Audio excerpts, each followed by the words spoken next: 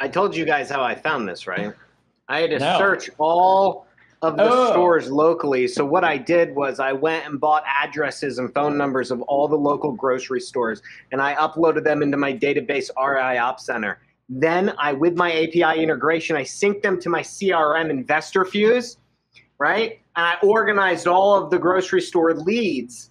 And then I used that integration with smartphone and I cold called every single grocery store in my town until I found someone that carried it. And that's how a real estate investor hunts down products that they want to buy and drink and that they love. We do it wow. like we do everything else, baby. I love that. You sound Man, like a that was like quite a a smart, process. successful real estate investor. Yeah, that was a fun process. I absolutely Cold love calling Publixes until I find my German mineral water. that. Yeah, I'm back, man. Um, it's good. I hate Florida though. I love Florida, but damn, I hate Florida. It's a love-hate relationship. Because it's warm outside or humid. Yeah, to say the least. And the grass is so tall and like it grows in like 2 seconds because we've been just getting pounded with rain. Yeah. But I'm glad to be back, man. It was a nice little break. Love to be up north.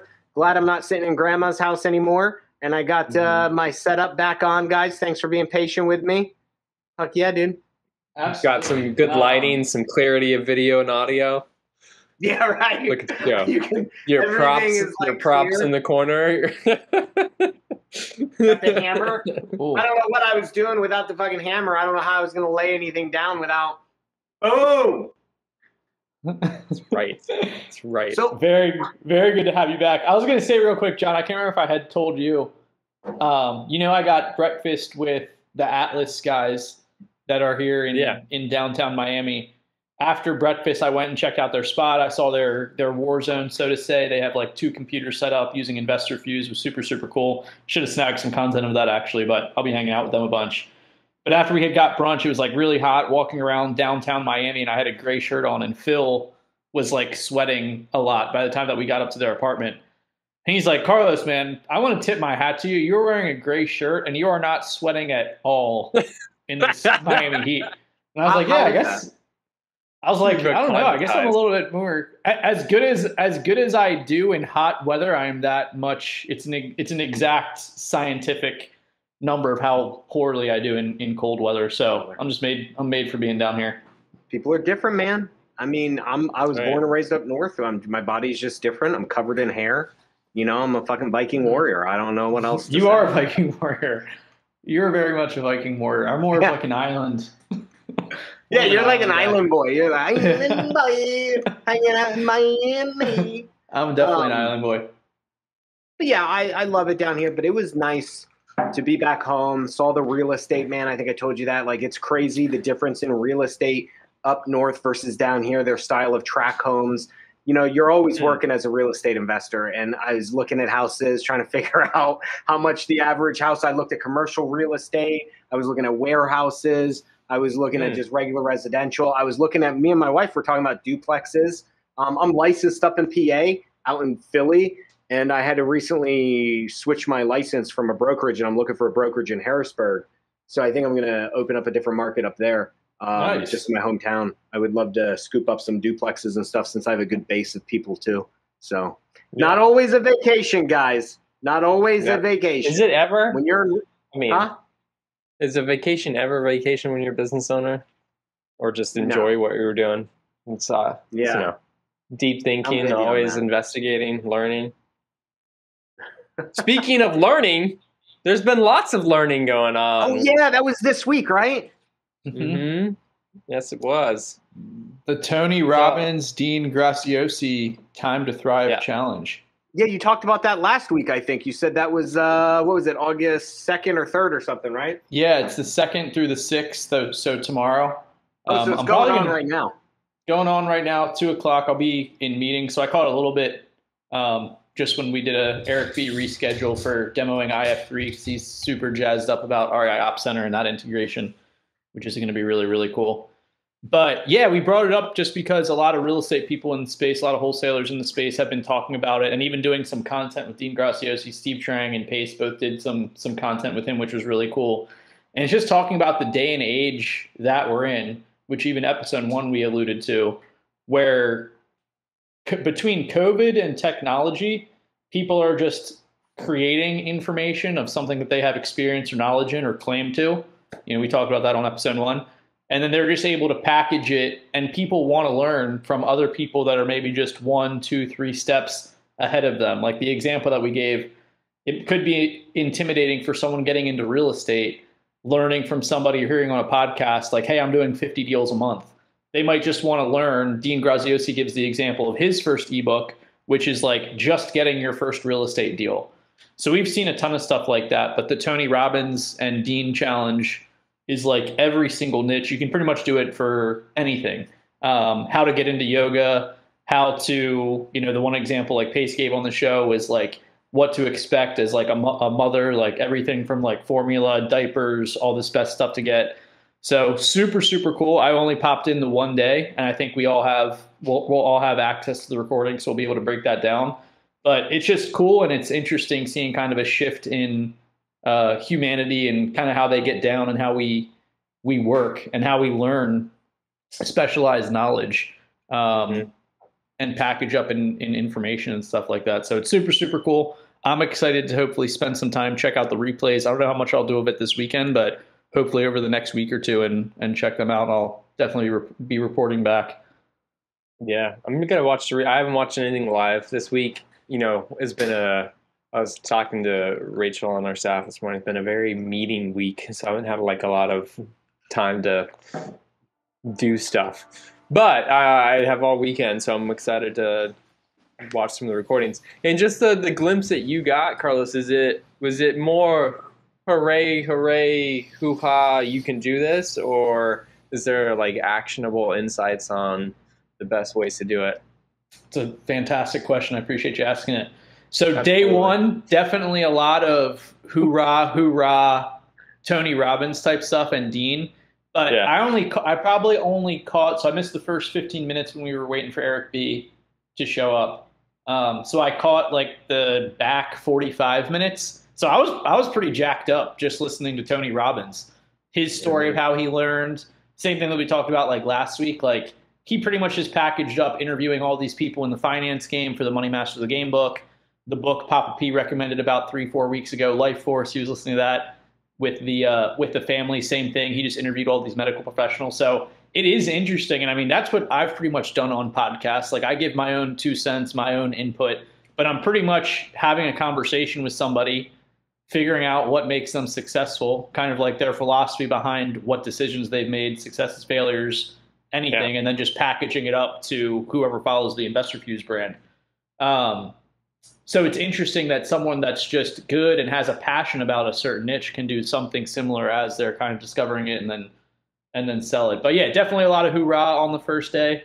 But it sounded like, I believe day 3 is when you actually get into like understanding what you can sell. And I think like days 4 and 5 are actually like making packages, offers. So like that's when like Alex Hormozy, who's probably the most person, $100 million offers, whatever. He's somebody that's really, really popular as far as like packaging offers, things like that. So, you could go into that. Like even my buddy Alex Schultz recently wants to start doing like coaching, consulting, stuff like that. Massively successful multifamily investor in Baltimore that just moved down here. And he was against it at first. He's like, oh, I don't want to do coaching. Like I just want to do this. But he just sees same thing that Tony and Dean see. Like the margins are so high, the overhead is so little, and it's just infinitely scalable. It's not like where your product is real estate where you have to find a transaction and sell it every time. It's like you can have packaged content. It's almost around like building your brand, having a good offer, more so things of that nature, and then being able to sell it. Plus, like any affiliate stuff, like we see people in our space do, where when they have that brand, in addition to teaching it, they can recommend the tools that they use to execute that specialized knowledge, and then they make money on the affiliate stuff as well. So that whole industry is super, super fascinating. But yeah, I think day 3, 4, 5 are going to get more into like what you can sell. So somebody like Alex, for example, because I had him sign up for that as well. I told him about it. He already knows what he wants to sell, something along the lines of multifamily investing, single family wholesaling, something along those lines. He just more so wants to figure out what exactly he wants to do. Because I talked with him, I was FaceTiming with him this past weekend when he told me about it. And he could do a ton of stuff, but it's like, does he want to do one-on-one coaching for like a super high ticket 20, 30K, just one-on-one and just do that for like 3 months or whatever time period? Does he want to do something more with like modules where you have access to Teachable and you can go through a whole course? Kind of like what I got with Ryan Pineda's. I showed him Ryan Pineda's rental thing, rental academy that I had access to when I donated to his charity event last month, which you can just buy it on his website for like $1,000. So a lot of ways to slice and dice it. And I think a lot of the back half of the event is going to be actually like structuring your offer and what you actually want to put out there. So been ranting a lot, but I think it's super cool and it's super, super exciting. You know, I'm excited. Sorry, I was going to say I'm excited for them to create their next challenge in about 30 days of how to pick a course that you don't lose money on because somebody shouldn't have been teaching it. Yeah, and that's the thing, man, is I was going to make a joke, but I didn't want to interrupt Carlos. And you know my belief how everything reverts back, right? I'm a huge believer in that, yeah, when a new thing comes out, everyone jumps on it, especially when you could sell it. But like I could see, because you know it's the old gold rush analogy. Yeah. You could be the guy mining for gold, or you could be the guy making the pickaxes. Right? Mm-hmm. And not only that, but the guy selling the pickaxes, there's someone that has to be making the handles, and someone that has to be making the heads, right? So there's different pieces. And I was thinking when he said that, and what John's comment or joke was regarding the quality of them, this will open up a whole new industry or brand for somebody to be testing, recommending courses, and somebody who you can go rely on, because kind of like right now there's what G2 and Capterra for software. There's going to be a whole thing. I don't know if it's out there, but that's just where my mind went, is like you don't need to be the one making the course. You can also be the one testing the courses, getting them sent. I mean, people that I know my kids like Secret Shopper, but not Secret Shopper, but it's also kids do it too. There's little kids on YouTube who make a shit ton of money just playing and testing out toys, and other kids watch them playing with toys. So there's definitely a market there, which is crazy, to say the least.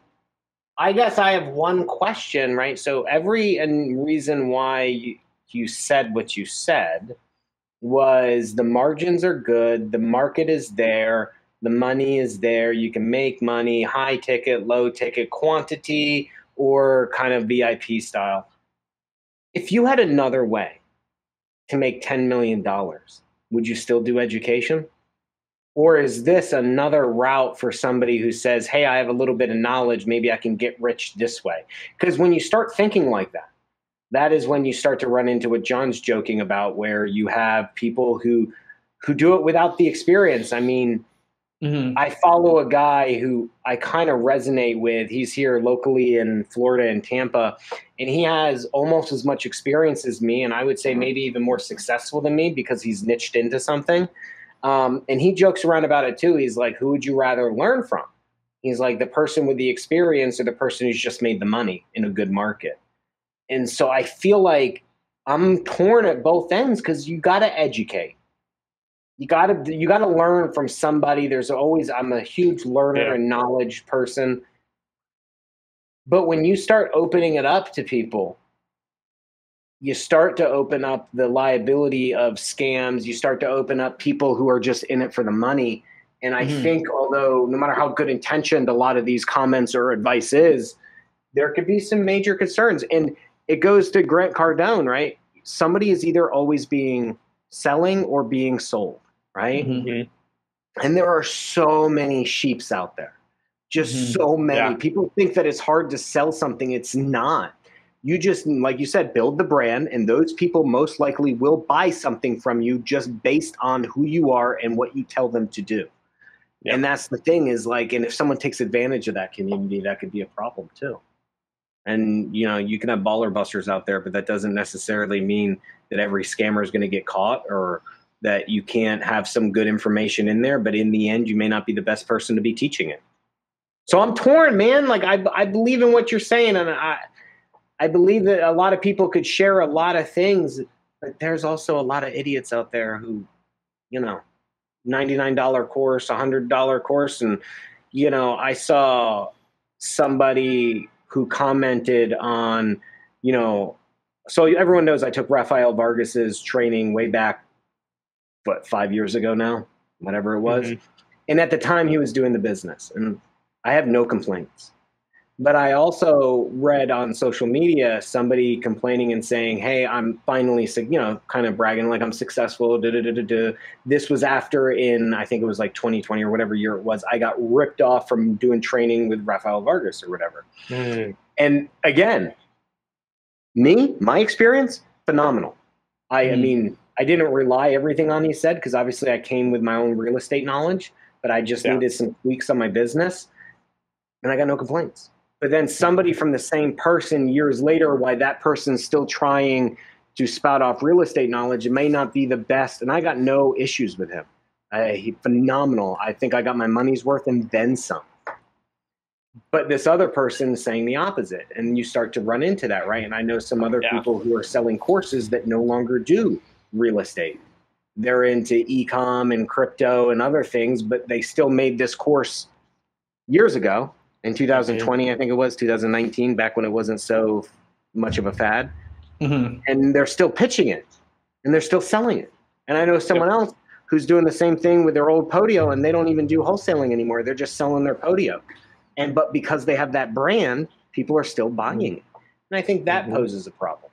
So yeah. Hey, I mean, it's interesting. You bring up that idea of like secret shopper or whatever, people that actually review or investigate these things. That seems like it's going to be a need, because how else are you supposed to like figure that out as a sheep, as a consumer who's going to suddenly go Google search something and see what they find? Google search. I was going to say Google search, and on top of, which is like really scary and alarming. I was joking again with the Atlas guys, like your phone is literally listening to you. Like, and then targets you with ads. So like, that's a whole nother deeper layer and conversation that maybe we'll get into at another point. But like, not only people searching for something, but imagine if stuff is just getting fed to you and you're just like Papa P has talked about like buying stuff off Instagram ads.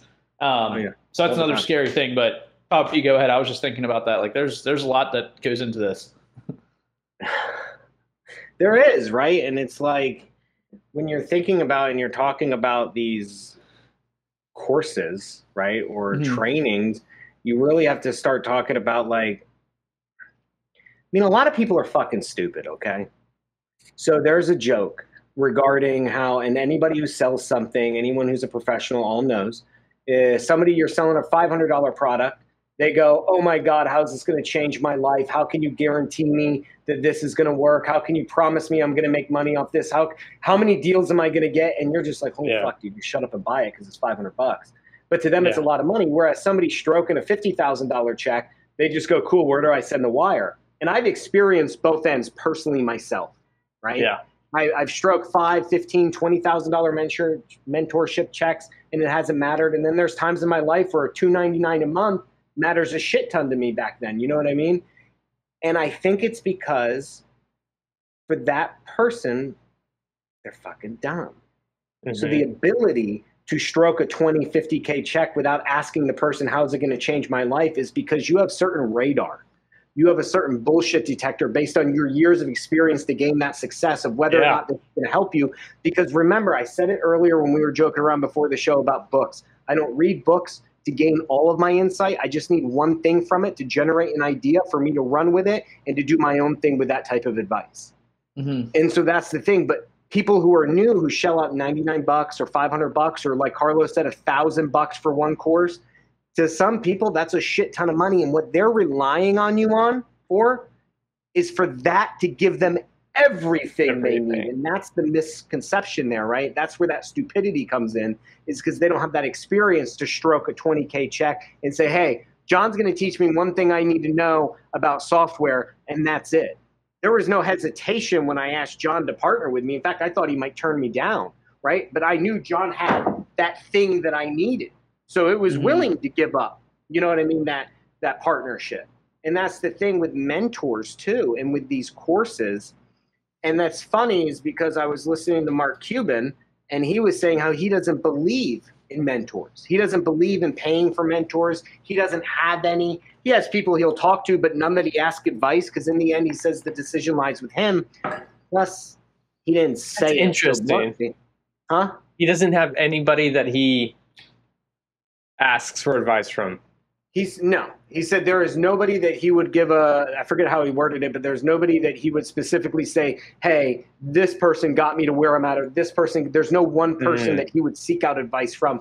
He's like, there's people where he likes to go to groups where he was at, like sitting on stage with a bunch of smart people and just talking and sharing and generating ideas, but nobody where he goes, I don't understand how this social media aspect works. Can you explain this to me and tell me how this is going to integrate into my business? He doesn't have that. He said mostly because he's in tech and a lot of tech stuff is new. So everyone starts at square one. Yeah. But mostly because he said the decision and the responsibility of that decision ends with him. Mm-hmm. And so that's the thing. Also, when you grow in business, a lot of times I believe that I don't need what I'm going to buy to give me all of my answers. I'm willing to do this because it's going to give me an idea that I can then run my business with. I don't need to call you and say, hey, I'm going to do this. What's your advice? Should I buy that piece of land?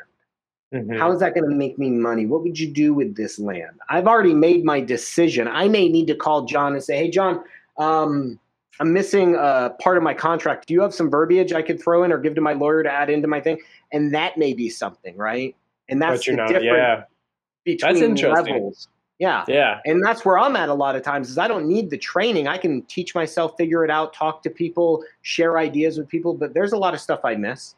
You know what I mean? Where, I need a contract or I need a verbiage or I need something. So there's a difference there. Yeah. I like that kind of viewpoint on it. And, I do think that there is I don't even know the right terminology for it. People think the wrong thing about education, about courses, about books. What you said, like they're looking for this one thing that I'm going to spend money on is going to revolutionize my life. I'm going to learn this whole expansive stuff and like suddenly be a millionaire. And I do think that some of the people that sell those things market it that way to try and get people to buy it. But the results are not. The results are not there. Right? Mentorships, and we were talking about this, mentorships are only a fad in so much as somebody can sell it. If you notice, the people telling you that they got as far as they did by paying for things are also in the same sentence pitching you something to buy, right? And that's the funny thing is people don't see that. That same person, you're like, hey, man, how would you advise this? Or what course should I buy? Well, hey, listen, I saw somebody very successful. She doesn't necessarily have a product, but she's pitching somebody else's flipping product. It's not what she used. They didn't use that to get successful. They did it on their own. Do they wish they might have had that? Yeah. But you don't need that to be successful. But when you're looking for all those answers, you're like, I'll spend $1,000 on this course. Yeah. And is this going to, hey, can I read reviews? Who said they got a bunch of deals from doing this? And remember, no one else is going to say this. 99% of y'all bitches are going to fucking fail. There's a reason why only 1% share all the wealth in the world. Because again, it's not meant for everybody. No. It's just not. So 99% of the people who take these courses are either going to outright fail, succeed a little and then fail, or succeed a little and then switch because they realize this industry isn't what they want. And that's not a bad thing. The third thing is not a bad thing. I know I know a guy who started wholesaling when I did full time, and now he does storage units, and I think he probably makes more money than me. Did he fail? No, he just realized that it wasn't for him. And Alex Hormozy said that in his $100 million offer book. He had a friend who started in one business in newspapers, selling a product in newspapers, and was ultimately failing. And he couldn't figure out why, because he wasn't dumb. He was the guy you would think would be successful. And then I forget what industry, but after failing, going into debt, losing money, he switched into an industry, and now his business is worth millions upon millions of dollars because he just had to find the right vehicle for his talent. And that's where I think, like, going on a tangent there, I just think a lot of people think they're due for success when I think a lot of people will probably fail, which is why I don't think I'll ever be a teacher. I don't have the patience for it, And I think there's a guy, Pace Morby, who I think is probably the most patient, one of the most, and I don't know him personally, only what I see. one of the most serving individuals out there. And there was like a month ago, he made a post where he kind of laid out his frustration on the stupidity of people blaming other people for their non-success. And he's like, listen, there is no reason why you can't succeed. I give you all this information. I give you this. All you have to do is take action. But we all know in this game of education, and I'm not a teacher, but I've taken courses, 99% of the people you start out with won't take action. They won't succeed. They'll fail. If you made everyone at a conference, if you actually made them all stand up and you started making people sit down, you would actually see out of 1,000, there's probably going to be about 10 to 20 that are actually going to be multi-millionaires from what they're learning at that conference. The rest of them will either fail or pivot into something else. And that's a hard truth that nobody fucking talks about, because you can't sell courses by talking about that. It's true. No. Alex Hormozi has a formula: volume times skills times consistency equals success. You could go to that seminar and learn everything, but if you don't do the volume of the work and the consistency of the work, you won't have the success. And he also points to it when you're saying like you're not having success, then maybe you are missing something in there. Maybe you do have the volume and the consistency, but you are lacking the skill. And then you need to go invest in that skill. Maybe you need a sales course, like how to speak to a seller kind of deal. Yeah. It goes into the other thing with like, it goes into a lot of it with when you talk about like outsourcing too. And it's like people, they play it off because taking a course is a good thing. It's just like going to college, right? If you need to go to college, I don't care if you go to a 4-year college, a Ivy League university, and I think Mark Cuban was also saying this. He was like, having an accounting degree will help you in business. He goes, I don't care if you get a degree or you just take the courses. If you're self-starter enough to go to YouTube University and learn everything you need to learn about financials, balance sheets, income statements, and accounting, do it. If you need to go to a community college to do it, do it. If you need to buy Carlos's fucking accounting course, go do it, right? He's not an accountant. You know, that's not advice, but you know what I mean? Like, do it. But again, it's up to you to take that action, and you need a specific need for that. I'm not going to go to Carlos's course and say, well, this is going to teach me everything I need to know about accounting. He's going to make me money. I'm like, hey, I need to add that knowledge to my encyclopedia in my brain, and I'm willing to pay that. I've bought courses. My wife, she hates me for it. I buy, like, there's so many marketing courses I bought, and I don't do half of those channels, but I need to know. I need to know how PPC works, radio works, TV ads work. I need to know the inner workings of them because that applies to the rest of my business. Doesn't mean I implemented anything, but I have a reason for needing that knowledge as a base foundation for how my entire business operates. Absolutely. It means I shell out $5,000 for something. When I didn't call them and go, hey, when I give you this $5,000, is that going to change my life? Are you going to be there to answer my phone call every day while I'm making these commercials? No, I don't see why I should give you $5,000 then. You know, gosh, it's just a thing, if man. Only everybody. But yeah, when I saw like a lot of people do, man, they don't take action and they blame other people, which is why I won't get into education. I don't have the patience for it. You have to build the community. You got to teach. You got to answer stupid questions. I tend to call people out for stupid questions. Yeah. And that was, who else said that? They're like, there's a saying that goes around by a lot of newbie business people, right, to make you feel good, that there's no such thing as a stupid question. He goes, that's not fucking true. No. Right? I don't know who it was. He's like, that's not true. He's like, you ask me a question about business, I could tell whether you're stupid or not. If you're trying to tell me you're at X amount of revenue and you're asking me a basic question, I don't ever want to do business with you, because that means you're pretending to be something you're not. So I could tell a lot by the questions you ask. So yeah, it could be a stupid question. If you didn't take the time to learn that earlier on in business and you're asking me now, that tells me you didn't do the work or the effort needed to get where, which tells me that your business is probably not going to succeed. He's like, so there are stupid questions. And I believe in that. I wholeheartedly believe that. That's my whole basis of being, is believing that there are such things as stupid fucking questions. It's tatted on you somewhere. I can't remember exactly, but I remember you have that as a tat. back there. In big letters on my back, it says, "Don't ask stupid fucking questions."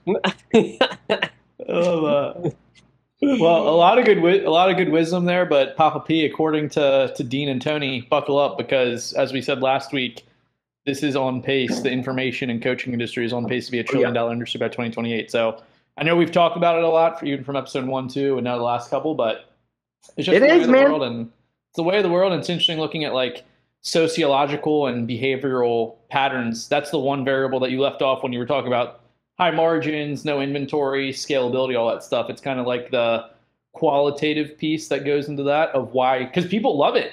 But I think it's like you and John were saying with like Glassdoor and stuff. I think there are going to be like online like course brokers. Like you end up going to somebody that gives you almost like a Yelp of that. I could totally see something like that happening. Hey, John, new business idea. All three of us, let's do it. I know, right? Jump right on that. Don't have enough of those going on. I agree with you, and I think there's niches. I know there's a lot of pages. There's one woman I started wholesaling with. We went to rafting. She doesn't even do that. She does some investing, but now she sells courses for femininity and like advice on being a woman in modern day world. And the difference, right? Talk about the right vehicle. From when I knew her back then, I don't really talk to her. I don't know her now. But what I see on social media, I'm like, her brand, her following, her confidence, her everything. And I'm sure she makes money relevant to all those things. And there's people buying her courses. She goes speaking engagements. And you wouldn't think, like it's guys, right? You wouldn't think that you could sell a course on femininity and being a woman, but you can. And if you could sell it on that, then yeah, I see where Tony Robbins and Dean are saying that this is the new thing. And I believe it because back in the day, in order for people to listen, you needed a PhD, right? You needed some big university. You needed some big company or corporation to back you. Now you just need 100,000 followers on Instagram and some good photos. And that's not a bad thing. Run some Lambos out. Yep. Well, that's a bad thing. That's yeah, 100%. That's funny. Oh, gosh. Well, also shout out, before we transition to any other subjects here, shout out Cubes. You guys may have seen this, and this is very up both of your guys' respective alleys, but isn't he doing some type of price match against like pharmaceutical companies? Have you seen this? Oh, yeah. Have you seen this? Have you heard about this? I have. I don't know much about it. Talking about. It's an online pharmacy. Mark Cuban has started an online pharmacy company that gives medications at extreme discounts to like CVS, what it would be regular, what it is with insurance.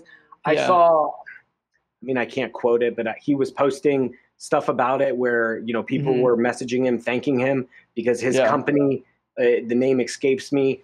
There was like $400 in one store, like $100 or $200 in another, and then his was like fucking $20 or something for the medication that they needed. And even with insurance, it was just too expensive. And he's breaking down the cost of these things. Mm-hmm. How's he doing that? And it's funny because Tony Robbins touches on that in his Life Force book. Huh? Is he manufacturing the drugs to be able to do it at that kind of discount? You know what, man? We can put this as a future topic, and I have no problem diving deeper into it. Research. Yeah, we can do some research on it and come back. That's the research. But this is very up your alley. I saw it in brief passing and thought it was super cool. But what it seems like to me is he's almost like a Robin Hood against the pharmaceutical industry, trying to get better, like getting more affordable and just trying to overall help people. And he's lowering I definitely think cost. I think he definitely comes from a genuinely good place. So shout out Cubes on that, and hopefully that'll be a future research topic. That's what you got to do with your fucking money, Carlos. Yeah. Listen, man, that old saying, you have to make money in order to do good, right? Like, and as a billionaire, he's doing his part, man, whether people like it or not. Like, what else do you do when you have that much fucking money? He changes the world, and that's a good thing. It's a good cause. Love it. Medications 100%. Are expensive. Medical bills are expensive. Yeah, they are. It's crazy. Future research topic. I'm excited to dig into that. I definitely have some passion around the pharmaceutical industry. Coming from England, and they have nationalized healthcare over there. Fish and chips oil. But So we talked about, the Tony Robbins challenge was all about kind of like making courses and selling your information. There is still the good old-fashioned way to learn, which is reading a book, or I guess you can update it to newer terminology and say listening to a book. And so Brandin talked about it a little bit, that when he goes on long car trips, he forces his family to listen to some books. So you came back from Philadelphia, Pennsylvania, not Philadelphia, PA, this weekend. And what did you guys listen to, learn, read, whatever terminology you want to use? So that we did the Tony Robbins book on the way up, and we hadn't finished it. But I know Carlos had recommended Ed Mylett's book previously, and so I bought it. My wife listened to it. She wouldn't shut up about it. So she was like, on the way back, I'm like, so you want to listen to it? She's like, on the way back, we got to listen to it. I'm like, so you want to stop Tony Robbins' book? We had 8 hours left, which we could have crushed in one day of driving. And she's like, yeah, I think this is going to help us for our business, right? And I was like, okay, because we're business partners, everyone knows. So I was like, okay. And I was like, well, that's not going to get us through. So we listened to that on Saturday. And then on Saturday night in the hotel, I was like, I need a book for tomorrow that's going to change the way my family thinks. So I'm going through my Audible, and I had 2 books that I was going to listen to. It was Winning by, Tim Grover, right? Mm-hmm. Because I was like, man, my daughter's doing swimming. Like, this might pump her up if we talk about winning and all that.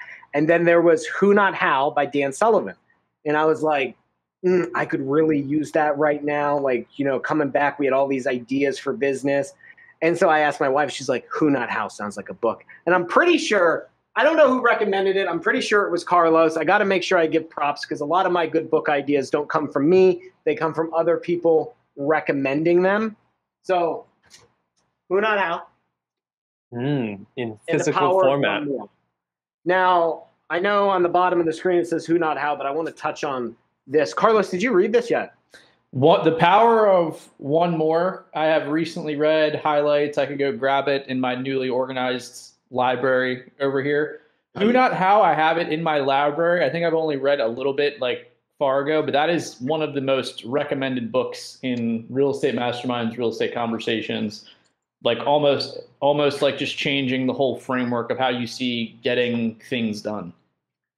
So, yeah, it really is, man. And for The Power of One More, all I want to say on it is Ed Mylett's phenomenal.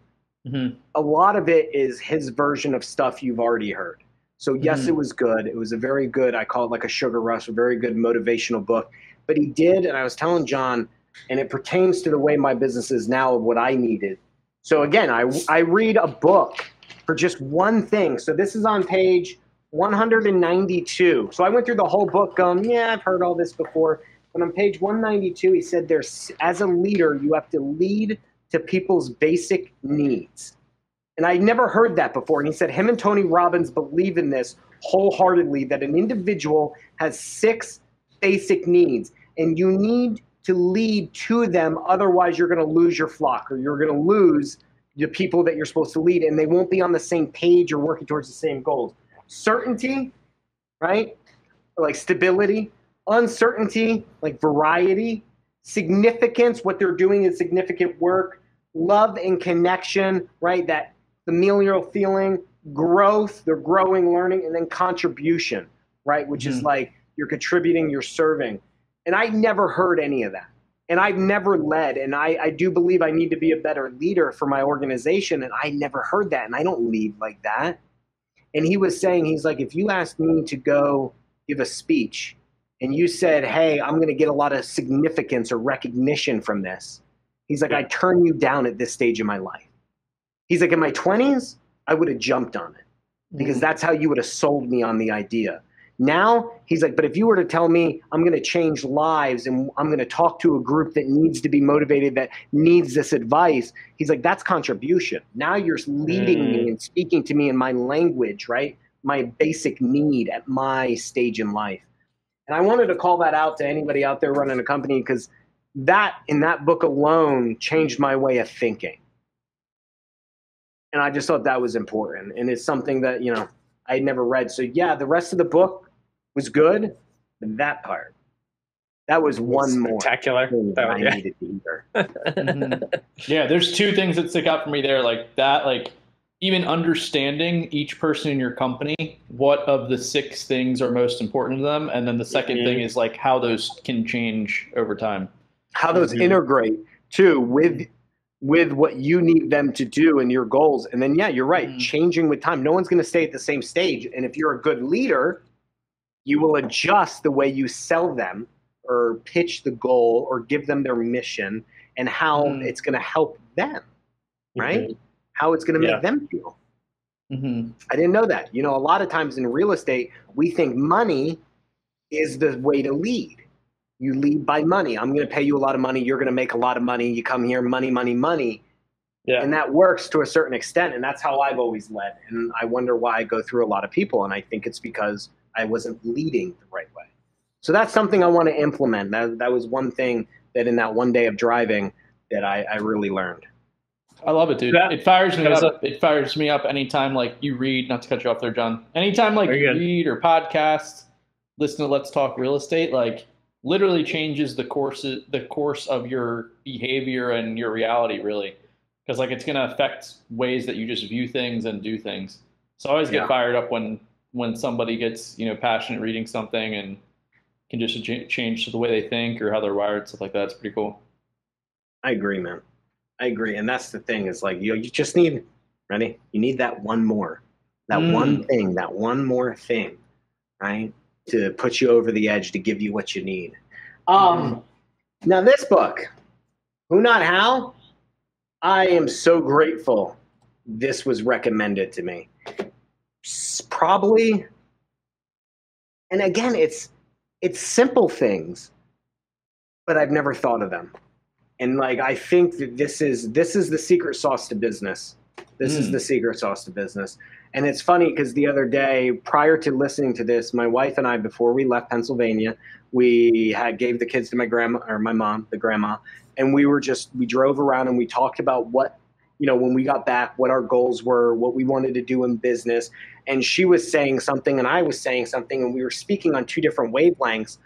And she was like, we need to take time and step back and work on getting one thing done at a time. And my idea is, John knows, I got this and I want this and I want this. And you find out why those things always fail. And we talked about that. And we talked about people. And then 2 days later or 3 days later, we listened to this book. Right? And then what the whole book goes into is he's talking about hiring the who's to do a job that you could do. Yes, you could do that job. But will it actually get done? How many failed projects? And I use REI Op Center as a perfect example. John's my who, and I'm also his who in a way. And that's the thing, is the book says you can have who's and be a who to the same person who is your who. It's like Dr. Seuss.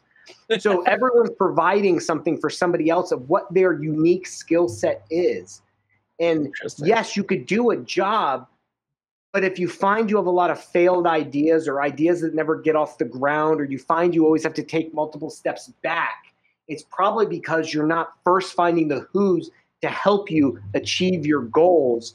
And instead you're focusing on how to do the job, right? Like if you want to do marketing, I could do my marketing in my business. I know how to do it. Or I could do ClickFunnels, or John, that PowerPoint for REI Op Center. I could teach myself how to do it. And they said the time spent trying to figure out how to do what it is you need to do to get your idea off the ground could be spent finding the who to do it. And then you can move on to your next idea. And so they had this thing called the impact filter, which I went to their bonus material site. Oh, wow. And I printed off, and he was going through this example. And what I love about the book, and I'm ranting, but what I love about the book is he gives real world examples of like real businesses who encountered this. And he was like, there was a guy who, when Trump, not political, but when Trump put the tariffs on imports and stuff coming from China, a lot of his stuff got really difficult to get for his customers. So he needed to open up a shop in India, and he didn't know how to do that. So he first started to go figure out the how. And then he stopped and he goes, wait a second. He's like, you know, because he takes this, he's in this funny but mentorship program called Strategic Coach with, Dan Sullivan or whatever. And he was like, wait, so he went and filled out the impact filter, which I printed and I think is genius. And he fills out, okay, like, what's the purpose of this? What's the goal look like? How do you know if you're successful? How do you know if you're a failure? And then you go and find the who and you give this to them. Now, what's funny, guys, is I'm not saying I never looked for who's, but I also never gave them something like this, right? And we all joke around in real estate about processes. Processes is the how, right? But you also need to paint that vision of what it looks like, right? And I told Brittany when we were listening, like, holy shit. Like, I asked somebody to run a call center, but did I ever give them clear guidelines of what is a successful call center? Did I give them those measurables, or did I just say, hey, here's how you run the call center, right? Like, and so these little things, it changed. I mean, it was a huge game changer for me. Like, just listening to the book on that drive back, I thought it was phenomenal. I highly recommend this book. Well, I have not read it or listened to it or know anything about it. And it's certainly I will now. It sounds pretty awesome. And I think that's so interesting too. Like you just nailed it on the head, right? Like, we give people processes or we ask them to build the processes, but oftentimes we keep the grand picture in our head and we feel like the picture is happening because now somebody's in place and they're working on this project and they're building these processes or whatever. But that person is trying to paint the same picture through the work that you're giving them. And what can happen is the pictures can be completely different. Completely different.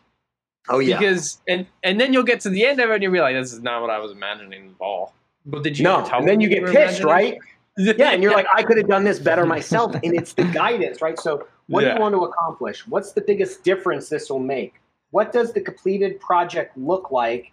And what has to be true when the project is finished? Best result, worst result. And you line all these things out. And then he's like, you could even have a who that finds you the who's, right? Yeah. And so you give this to your who finder, and then they know what to go and hire. I know it sounds like a Dr. Seuss, and that's what Brittany was saying, but and that's so powerful, though. Yeah. When you do that, John, like, and you're giving them this guidance to go do something. And the idea here is there's a difference. So in real estate, that's not what this book wasn't necessarily saying, hey, let me go hire someone else so I could go be on the beach, right? It's about finding the who's to complete your vision so you can get there faster. Not so you could go relax or not work. And that may be your thing. That's fine. But it's more about if we work together on these things, right, as a team, I can now go and do something else. And that's what I thought was really cool. And a lot of people in real estate we don't think of, right? Like finding the who's to help us do those types of things and finding the right who too. Yeah. I'm going to read that book now. I think I was joking. I was going to say I give it 6 months before Brandin puts together a Who Finder ebook. Yeah, but that's the thing is you guys know I have an HR, right? And so it also gave me this idea for my onboarding. And that's the thing, right? As an entrepreneur, you get you listening to a book or something and it starts sparking your ideas of how you can apply it. Yeah. And this impact filter, I think, is the game changer, really laying out everything to find your who's. And it was funny because instead of me trying to pull back my ideas, there's a way to successfully do your ideas. You just need the right people. So they had a saying. If you have a problem and you have money, enough money to solve a problem, you don't have a problem. Because again, all of this is saying you have money to hire these people. Yeah. So without that money, you can't hire the people. So this may not work for somebody starting out, right? You have to have the money. But if you have the money, and a lot of times we can be frugal, and he gave examples of businesses in their coaching that had plenty of money. They just were like, I want to save money. So they were looking at hiring people as a cost, not as an investment. Right. Not just an investment in the person or that project, but an investment in all the other projects that would open up for the main Oh, person yeah. to go do. Even, yeah. Mm-hmm. Yeah. Oh, that's super intriguing. It is, man. I do think. Go ahead. No. I was gonna say, like, hiring, like, I've definitely gone through that, and I think I still struggle with that sometimes. Is like when you look to see, okay, like we know that I need to hire somebody, but you think so logistically about, okay, well, what kind of money do we have to afford this person right now? Like, and you don't think too much about, okay, well, if this person comes on, then, they are going to be chasing X result, which should be able to do this to the business. But I never think about, okay, well, what's that going to free up for somebody else to be able to also go chase? To go chase another goal, another thing, right? And so a lot of people may argue and say, well, Brandon or John or Carlos, like, hey, I love what you're saying, but I've hired people and it's been a cost. Like, I've lost money. I haven't yet saved me time. I bought my time back, but I didn't make more money. And a lot of what's going on in the book when you listen to it is also talking about the right who's, right? And what is it? Jim Collins in Good to Great talks about having the right people on the bus with the right people in the right seats on the bus to go and to get to the destination. So when you combine those two theories, that's the thing is, and I've made that mistake, and I thought hiring, like I struggle. I try to hire all the time, and it's still a fight, and it's a cost to me. But that's because we're hiring the wrong people, the wrong who's. And so then you get jaded, and you say, well, I'll just do it myself. Well, I don't need that person, or no, that idea, I'll just put that on the shelf and I'll focus on this again, and I'll get back to that other business idea. And then 5 years later, you're the guy at the bar going, oh, I could have been something.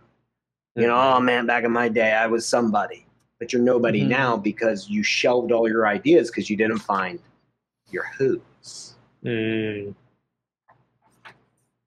Gotta have Whoville. Who's. And that's the thing. Whoville, who's the who? You could be the who.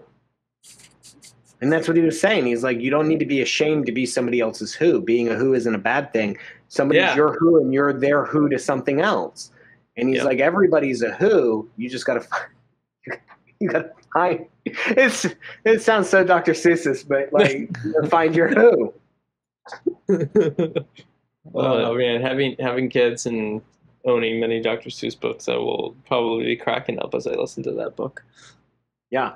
So back in the day, I thought Traction was a game changer, and I liked it because it helped me understand dividing roles, not so much anything else. Like, it was really just dividing roles for Traction. Like, I understood, how to do that better and flow charts and stuff. But if you were to ask me what book I'd recommend, this, I think, would be my now number one book on top of, obviously Napoleon Hill and other great type of books like that. But this, I think, for actual productivity and something you can implement. Yeah. Who knows? Hard stamp of approval. Strong stamp of approval by Papa P. Oh, yeah. If you got the money, all you got to do is find the who. For sure. For sure. Remember, John, I was hashtagging who not how when you were trying to do something yourself. John was trying to take on another task. He's got enough shit on his plate. He's a busy man. He fucking works all the time. And he's like, oh, I'll add that to my list. And I go, no, you won't. I was like, we have blah, blah, blah that can do it. I was like, hashtag who not how. Let's put the who in charge of it. Like, we can accomplish more if they do this for us versus if you do it yourself, right? Like, your list is ever growing. Same with mine. But as entrepreneurs, that's what we do. We add more Absolutely. Because we feel like we're the only ones who could do it. I will definitely be, as soon as I finish with the Time to Thrive challenge, I will move on to who not how. Oh yeah. Speaking of moving on, we've got lots of, I don't know what I just did with the Pulse of the week. Yeah, we have Pulse of the week. We gotta rapid fire through the news of the week.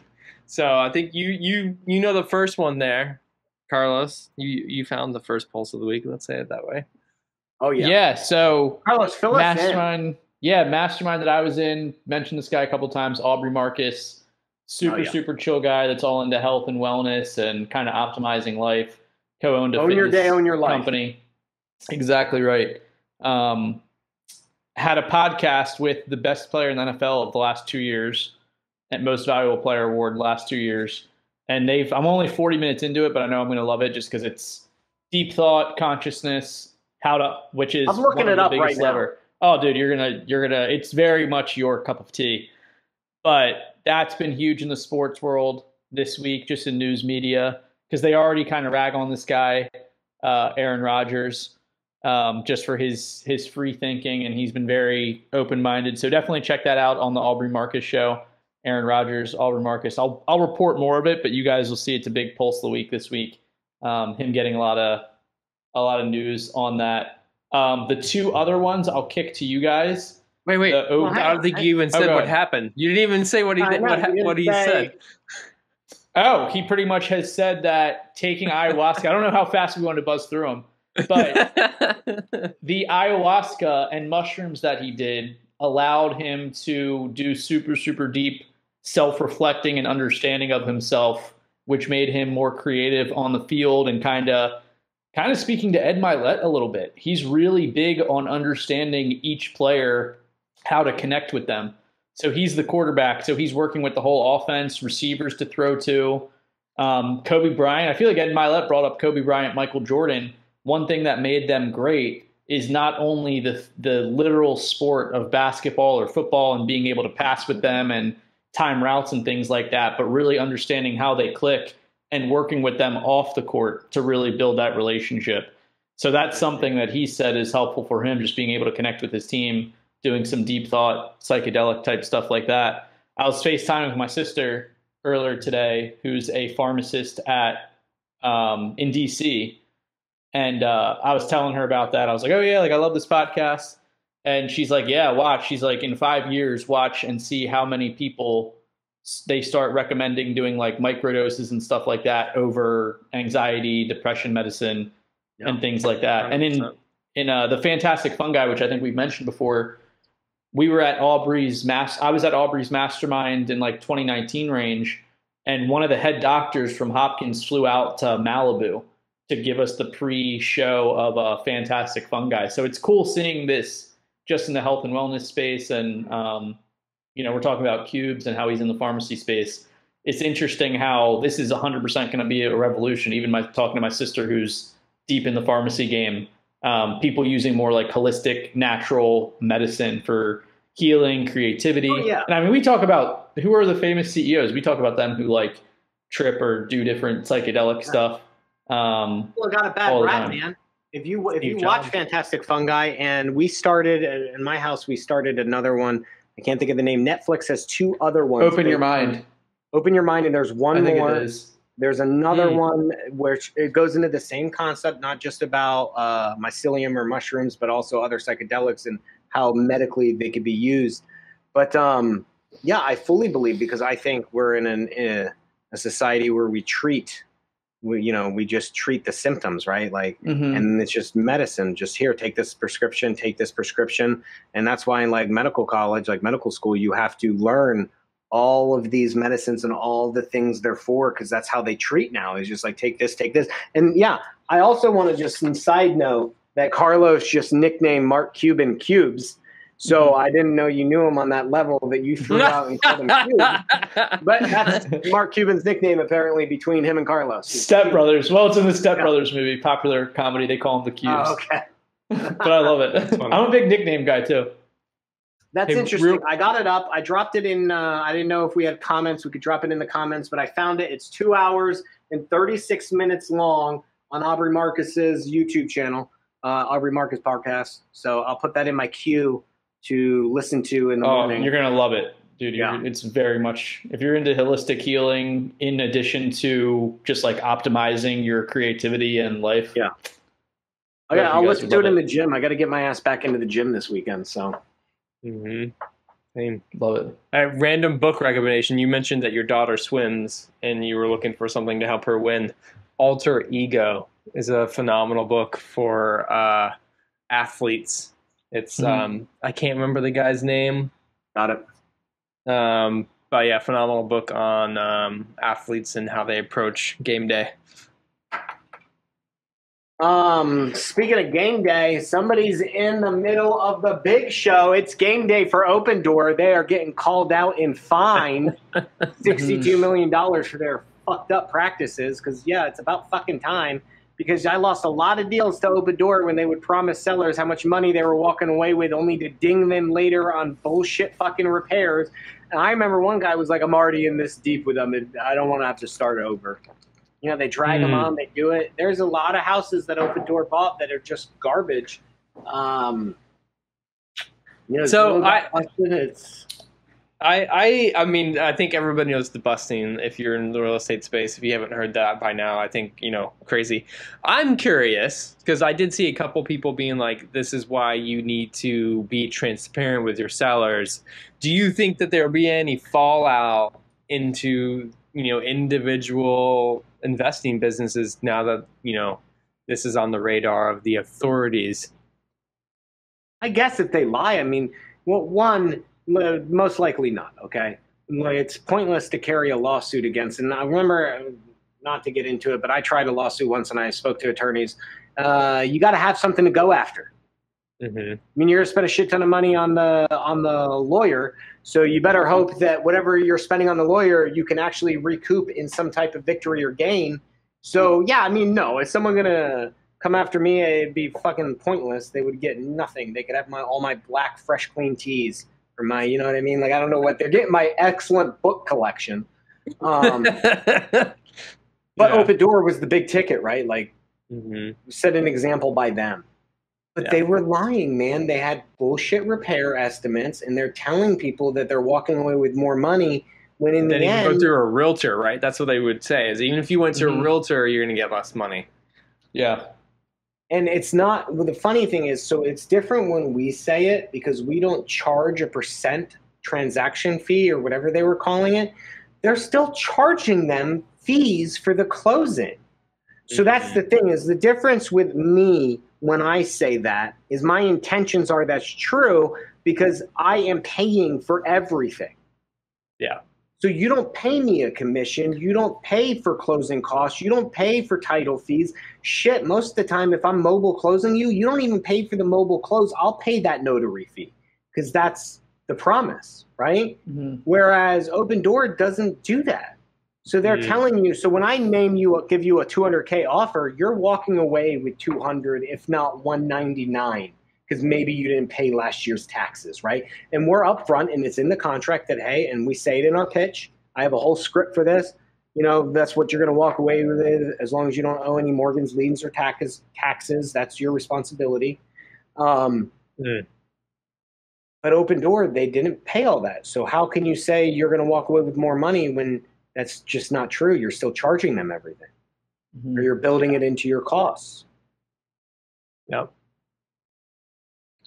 I think it's high time.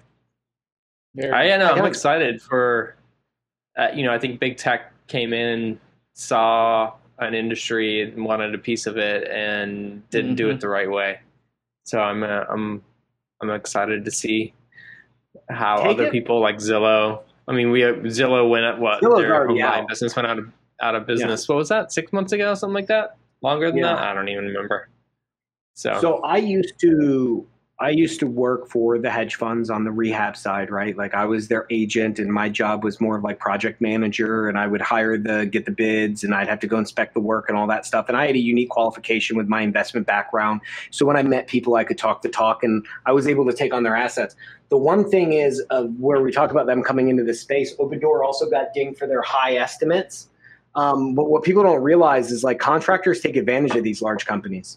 So like it was just bullshit. They'd be like, back in the heyday, before they got their shit together, it'd be like, yeah, painting this house is $7,000. And they were just approving it because they don't give a shit. They have all this money. They got to spend. They got to turn houses. That's how they get paid.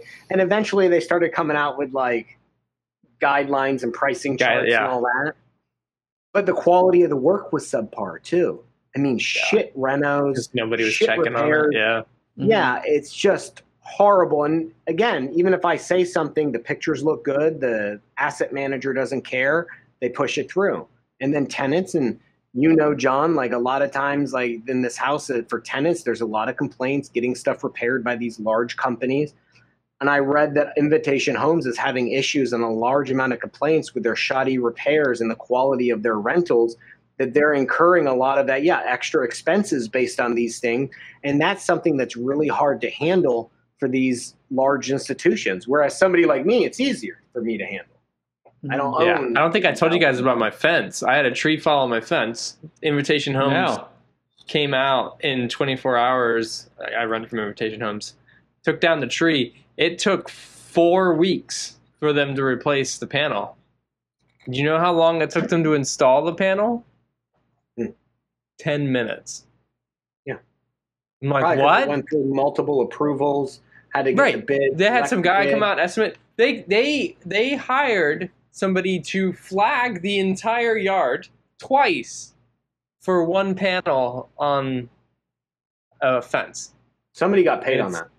I know, and that's my point. Like, I mean, they have shoddy people come in and do stuff, but you know, it is intriguing when you're that big. It is hard to maintain quality, and they're, I mean, really, they're just looking at their bottom line, so they're trying to make sure that everything's as cheap as possible. Are you saying we should blame them for ship that, them? man?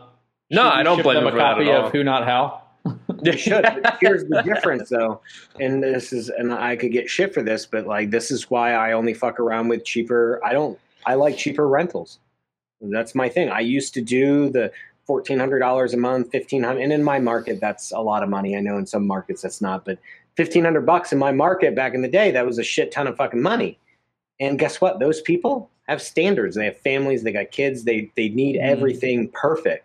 And I just didn't like that. I love my country mobiles where I don't hear from them. They're happy with what it is. They're just happy to have a place to live. Because it's not as passive as everyone thinks.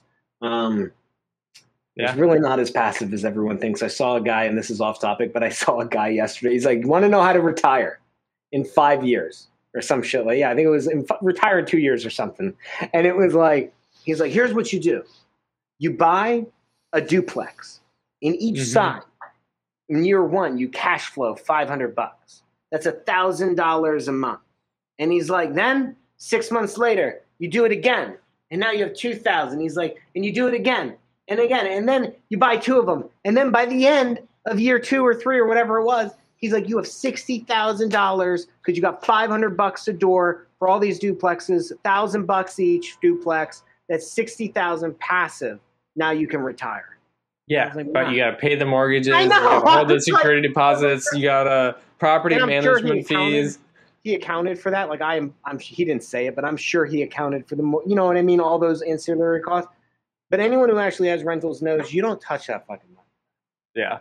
Like you're not retiring on 5 fucking duplexes.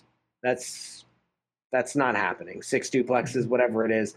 You need a shit done more because that money, the second a roof goes down, I don't care what your reserves are, you better hurry up because you got like a 12 grand roof that you got to replace or a fence panel to replace because the tree fell down. So yeah. Anyway, very fun. And then our last one, we are way over time here, but Google searches for sell my home fast are up 2,750%. I saw Trevor at Carrot posting this. I heard Carrot it was one of the #1 results for that. Carrot users. Carrot owns that. If you need a website, go to carrot.com. Yes, absolutely. Years ago he bought that domain. It used to be, what was it, Investor Carrot or something? Now it's just carrot.com. I think it was like Go Carrot for you to go to. Yeah. Something like that. But I think that's an interesting trend. And, you know, I saw today that interest rates on mortgages went down below 5%. But people don't expect them to stay there. They'll continue to kind of move based off of, until we see inflation decreasing, they will continue to bounce around. And so, you know, it's interesting to see that sudden spike in Google searches. Maybe it's because homes aren't moving as fast as possible on the MLS anymore. We'll have to kind of keep our finger on the pulse there. Yeah, I saw that too. A lot of people posting it. I don't do PPC. It's something I'm really intrigued by, but you know, I run direct mail and cold calling and RVMs and stuff, and I mean that's kind of our bread and butter. I would love to get into that, especially same thing with all the other channels. But you gotta, you know, Stick with something. Mm-hmm. Absolutely. Be consistent. One of the 3 things is volume, skills, and consistency. That's it, man. That's the secret sauce. Google searches, though. People make a lot of money doing that. Big deals. You got to be good at it. You got to spend some money. It's definitely not for new people. Got to be able to do it consistently. Just like cold calling, man. I feel like you got to be able to do cold calling for 9 months before, because your cash conversion cycle. Just because you put $3,000 or $6,000 in 1 month and you get a deal doesn't mean you're getting paid. I mean, that could take 2 months to close that deal. Just depends on you have title issues or whatnot. Runway. It's a thing. Runway, baby. All right, guys. Well, we will see you, everybody, next week. Same time, same place, same fun people talking about fun things. Let's do it. Have a good rest of the day. Awesome. See you guys.